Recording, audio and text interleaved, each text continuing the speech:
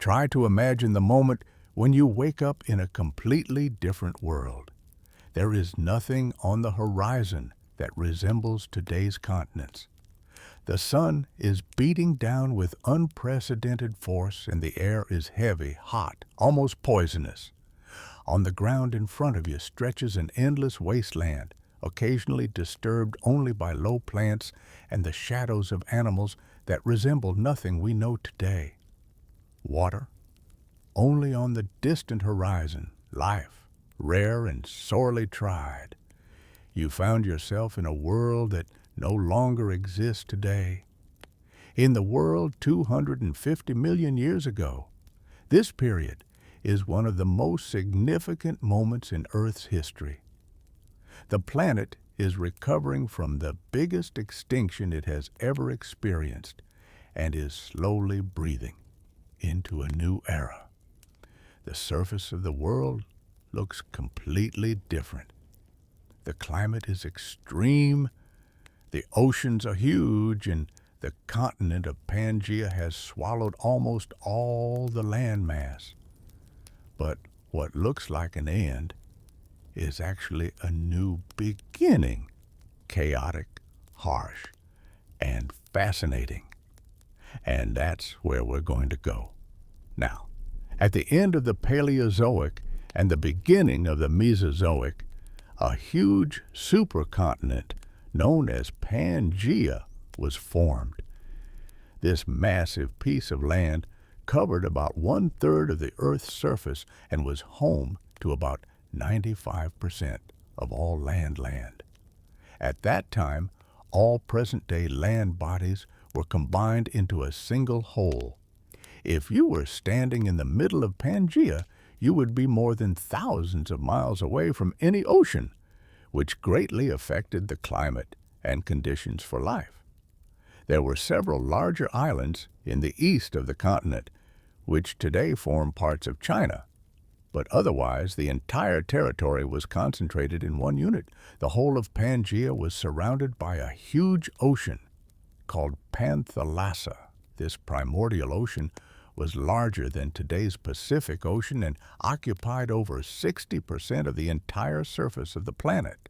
In addition, there was also the smaller but significant Paleotethys Ocean, which surrounded the island areas of eastern Pangaea.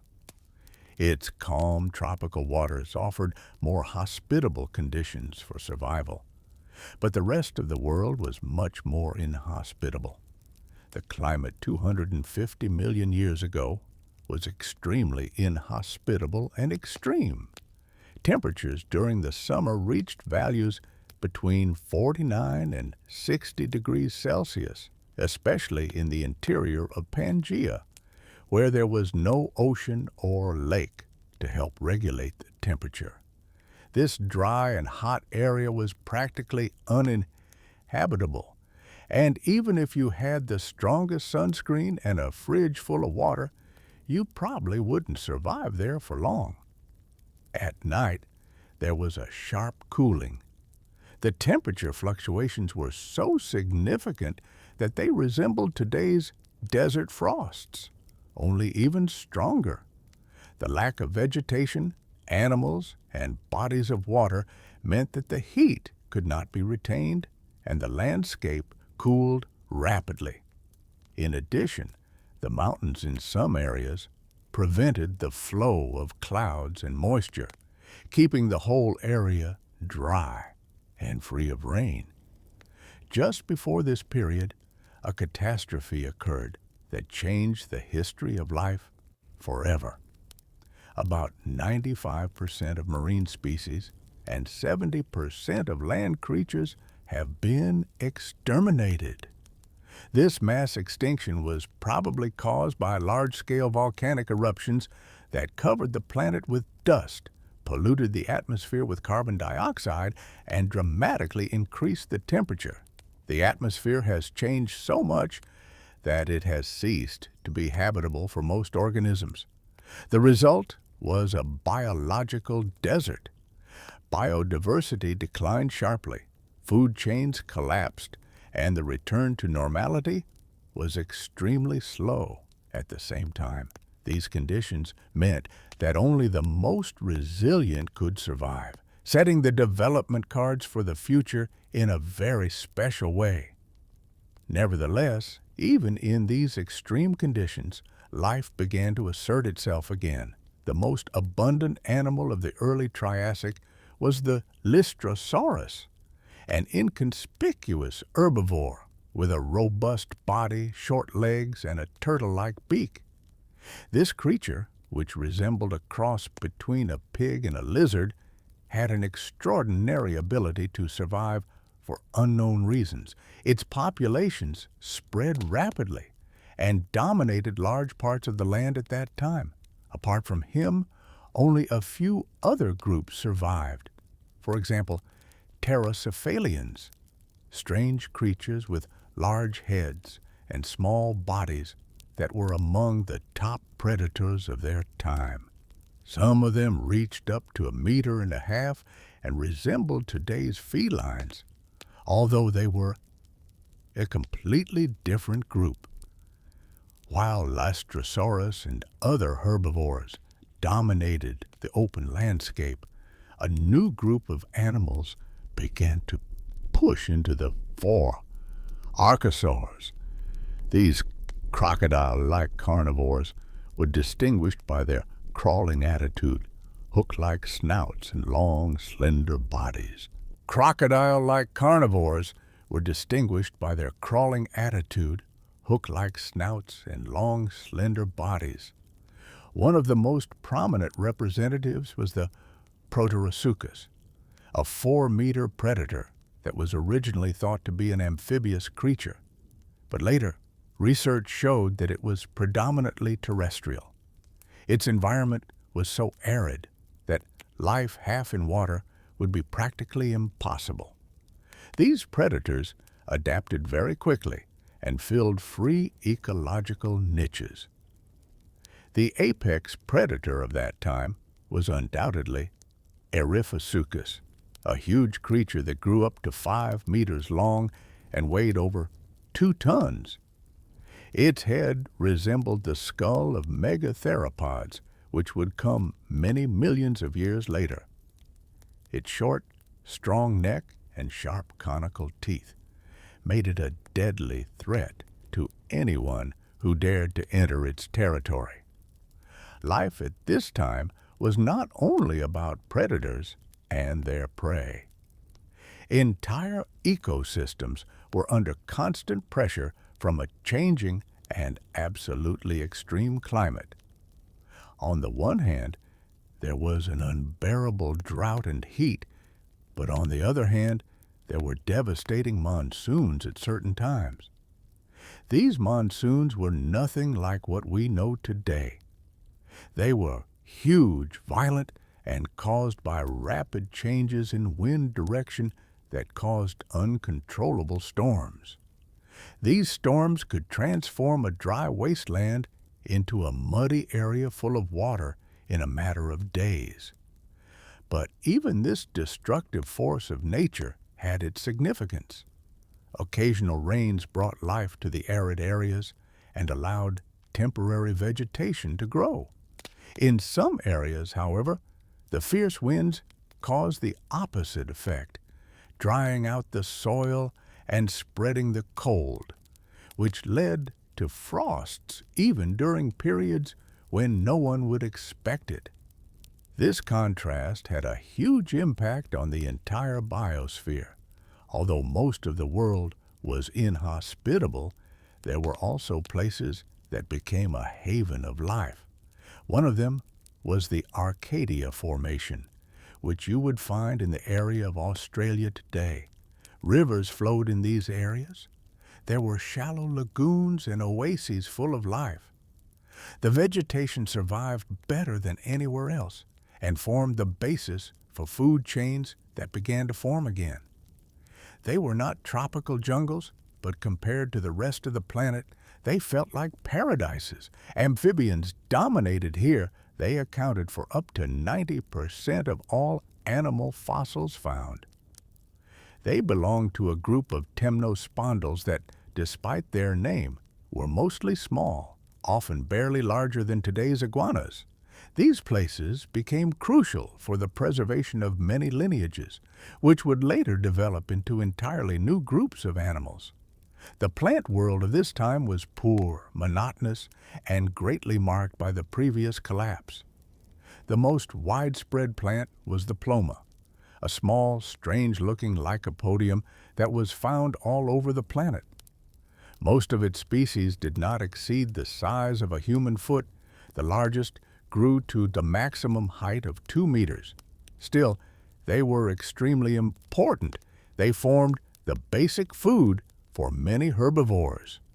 In addition to ploma, ferns, early conifers, cycads, and special seed plants from the order Benatite also appeared in some places. However, these forests looked very monotonous. Visually, they resembled a game without expansion, as if nature didn't yet have enough energy to create more diverse shapes and structures. While the land was slowly recovering, the oceans were experiencing a gradual but noticeable return of life. Seawater temperatures reached up to 40 degrees Celsius, which placed extreme demands on the surviving species. Nevertheless, the first marine reptiles ever appeared, a group known as Arcadia, i.e., fish lizards. These creatures were the ancestors of the later ichthyosaurs, but their form was still very primitive. They were usually less than 1 meter tall, had a body adapted to move like eels, and fed on small fish in shallow waters. The most famous representative, the Grippa, resembled the shape of an oarfish and belonged to the largest species of its group. Although it was carnivorous, some finds suggest that it may have been omnivore, which may have helped it survive in such an unpredictable environment. In addition to fish lizards, another fascinating group of reptiles appeared in the waters 250 million years ago. Seraparigia. These aquatic animals became the ancestors of the later pliosaurs. But they were still small and not so specialized. Their main representative was the Chiosaurus, a slender predator with a narrow mouth that hunted small fish and arthropods in shallow coastal waters. Although it did not yet resemble its gigantic offspring, it already showed signs of adaptation to life under the surface. A hydrodynamic body, strong limbs, and sharp eyesight. At the same time, new types of fish from the class of ray-finned fish began to appear in the world's seas. These fish differed from their armored ancestors in body flexibility and speed of movement. Among them, representatives of the group of Latimeria, resistant and very diverse fish that inhabited various environments in the oceans, stood out. Some species, such as the rebel tricks, have developed forked bodies and have been able to survive in waters with significant temperature fluctuations. Their adaptability is considered one of the key factors that helped them survive the uncertain time after extinction. Sharks, which were the dominant predators in previous periods, experienced a huge decline during the mass extinction. Most of their forms disappeared, and only a few surviving groups continued. These included hodoniforms and eugenodontids, small but effective species that have maintained their position at the top of the food chain. These sharks were adapted to live in a variety of environments and often reached a length of up to 1.5 meters. Despite their relatively small size, they were very agile, hunting everything from fish to smaller reptiles. Their distribution across the world's oceans was wide, and they could also be found in freshwater streams, suggesting that surviving land creatures could also be threatened from the depths of the water. Sharks of that time did not represent mass, but their role in the newly forming ecosystems was not negligible. The interior of Pangaea was mostly arid and harsh, but there were also isolated places where life got a chance, freshwater systems. Rivers and lakes, often fed by monsoon rains, have become key centers of survival. These waters were home to a variety of amphibians, fish, and arthropods, which formed small but viable ecosystems. These freshwater environments were also places where life could slowly adapt to new conditions. These species were dominated by small amphibians, whose larvae developed in the water, and adults were able to survive even in drier periods thanks to their humid environment. The presence of fresh water was essential for the spread of many species, whether they were primitive fish or insects. These systems were also sensitive to climate fluctuations and water level fluctuations, which could lead to frequent local collapses, but also to unexpected evolutionary progress. During this period, small but important creatures, arthropods, also moved on land and in water. Although most of the giant forms from the Paleozoic died out, the world began to fill up with smaller species again. Spiders, centipedes, worms, grasshoppers, beetles, and other insects were found mainly in milder regions, especially where there was moisture. Many of these species multiplied very quickly, which helped to restore ecosystems. Interestingly, although plant and animal diversity was low, arthropods found a way to reclaim their role in the cycle of life. Some species developed special defense mechanisms. Others specialized in consuming residues and waste products, thus helping in the nutrient cycle. This small but numerous world was the basis for the later return of more complex life forms. After a massive extinction, the country was not only left empty, but also incredibly monotonous. The landscape consisted mainly of vast deserts, occasionally interrupted by low vegetation of ploma or other primitive plants. Forests, if they existed at all, looked almost the same everywhere. The trees were low, shrubby, often only slightly different from the surrounding vegetation. The colors were subdued, variegated almost without contrast. The monotony of nature was a direct result of the collapse of ecosystems.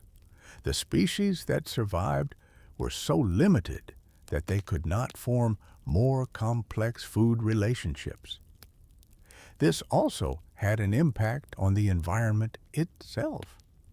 Fewer trees meant less shade, less moisture, and less ability to retain water in the landscape. The landscape was not only inhospitable in terms of temperature, but also biochemically. The soil was depleted and regeneration was painfully slow. This phase of the planet's evolution is unique in that natural renewal took millions of years, and the whole world was on the edge between life and sterility.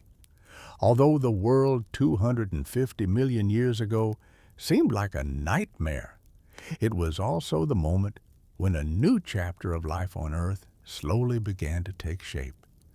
The climate gradually began to stabilize. Some areas received more rainfall, forests expanded, and the seas were once again filled with a variety of life forms. Over the next decades of millions of years, these humble foundations gave birth to the first true dinosaurs, huge marine reptiles, pterosaurs, and eventually the ancestors of mammals. This stage was therefore not only about extinction, but above all, about preparing the ground for something much bigger. The emptiness and simplicity that prevailed at that time were also an opportunity. Evolution began to experiment, and from these experiments came the heroes of future eras. When we look back, we see not the globe in its greatest glory, but in the moment when it faced its greatest test and survived. The world, 250 million years ago, was a place that would seem alien, unfriendly, and almost hostile to today's man. The planet was in the darkest phase of its long history. After the greatest extinction, with a climate that could burn and freeze in a single day, and a surface that appeared to be almost lifeless. Still, it was a moment when nature did not give up. From tiny organisms and modest ecosystems, life began to emerge again, which was to dominate the entire planet in the next millions of years. This era was the cradle of new forms that would one day give rise to the most iconic creatures of all time, including the powerful T-Rex. But back then, it was a world of drought, silence, heat, and hope. And that's why it's fascinating, because it proves that even the deepest decline can result in something great. If you're interested in this video, leave me a like and subscribe. It helps me create more detailed insights into the ancient history of the planet. Thank you.